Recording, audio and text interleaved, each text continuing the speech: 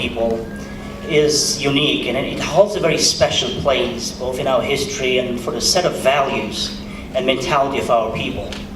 You see, the main essence of this holiday is this new beginnings, new hope, renewal. That in every life of every person, there's always a certain period of time when he needs a renewal, when he needs to review his past, his values, his life, his motivations, and search for something new, search for hope. You see, history of our people is very turbulent.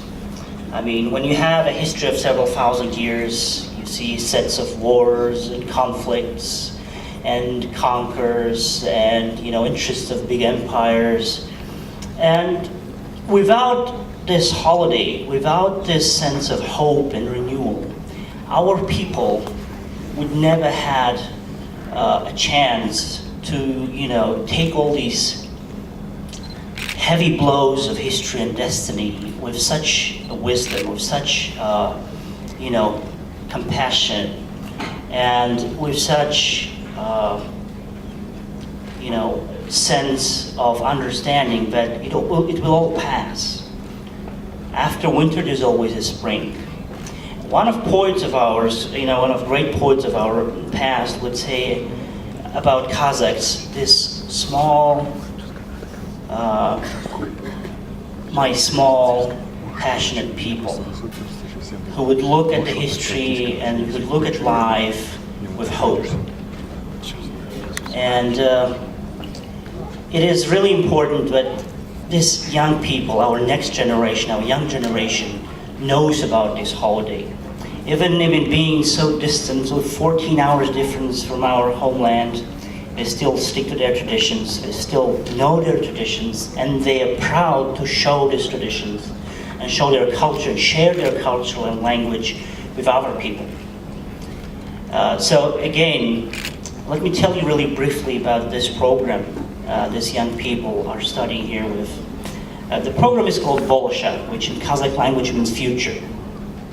It was started by our president 19 years ago in 1993, with this sense of hope that we will have, after being 200 years under a Russian Empire and Soviet Empire, after ruining our culture, after ruining our history, after ruining our language. I mean, could you imagine late 80s, most of our people wouldn't know their native language. We're still struggling with it.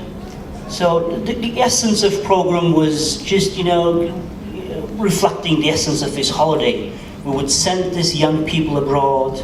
They would get the best education they could get, in overseas and foreign universities. They would come back and they would rebuild our country. Because for the first time in modern history of our nation, we have a state of our own. We have a country of our own. And we can start from scratch. We can rebuild everything. We can rebuild our past. We can look back at our history. We can get back our language. We can get back our history.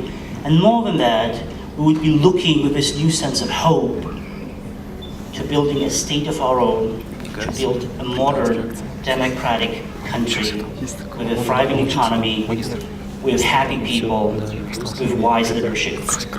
So I look back at my fellow countrymen as young, fine, I wouldn't say kids, I'm not too old myself, but okay, gentlemen. And I couldn't, suppress my emotions. I said, yes, our country does have hope. This people, this human and social capital we're building right now would be the future generation of my country. Talented, rigorous, intelligent, and most of all, caring about their past and caring about their history and tradition. I'll tell you two, since we have such a rich history, I'll tell you two legends about Kazakhstan, very short ones. One legend goes about the beauty of the country. So when God was creating Earth, he would give, mountains to Georgians. He would give steppes to, to Russians, and he would give sands to Arabs. But Kazakhs was so lazy, they wouldn't come, for the distribution party. So when he woke up, finally went to God and said, well, sorry, God, I slept. is anything left for me? He said, no, look, Kazakh, I've distributed all the pieces of terrain I had, so there's nothing left for you. He said, well, but I can have no land, right? So please, God, do something. So he said, okay, I'll take one piece from Georgians, here's some piece of mountains to you, and I'll take some plains from Russians, and some sand from Arabs, and from rivers from Europeans. So Kazakhstan, just like, in that sense, it looks like United States, like America. We have everything. We have very high mountains, we have steppes, we have deserts, we have semi-deserts, we have rivers, we have lakes, we have forests. It's a very beautiful country. So please, I would like to extend, on behalf of my people, I would like to extend an open invitation for everybody in this room to come and visit our beautiful country. And second short legend goes about friendship. So back in our history, there were two tribes fighting. So there were conquerors who would come and conquer our tribes, and there were two friends, very good friends. So one day a friend was captured. One of those friends was captured and taken by a foreign tribe.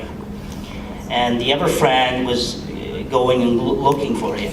So he would come to chieftain, to leader of that foreign tribe, and said, look, can you give me back my friend? And you can take anything from me that you want. And he said, what do you value most in this life? He said, well, you can take my life, you can take everything.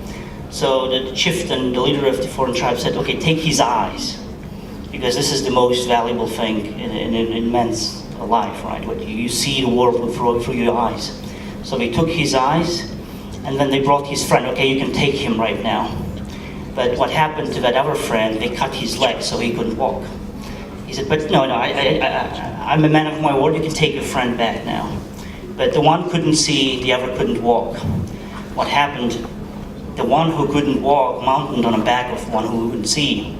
And he was guiding him to, and they walked together, chatting, laughing and joking back to their motherland. So the chieftain of that foreign tribe said, no, we will not conquer these people. Because with this kind of friendship they have, we'll never conquer these people. So please, we do value friendship most of all. It's a very beautiful country with friendly people with hope, who value friendship. So I'm really delighted that we have this today's event at Penn State University, which is a very friendly university. We had meetings with the president, with all deans of all the schools in the same day, in the same location, which is a very rare thing for an American college. So on behalf of our program, I would like to extend this, gesture of friendship on behalf of my people. Please come to Kazakhstan, please visit us. Please host more students from our country, and let's ties between Penn State University and our program strengthen in the future. Thank you very much.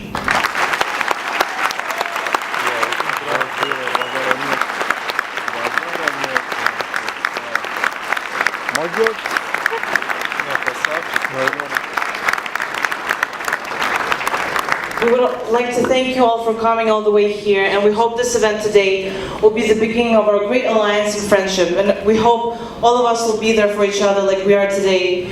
And we are proud to say that the Alliance of Kazakh Students in the United States of America is now official.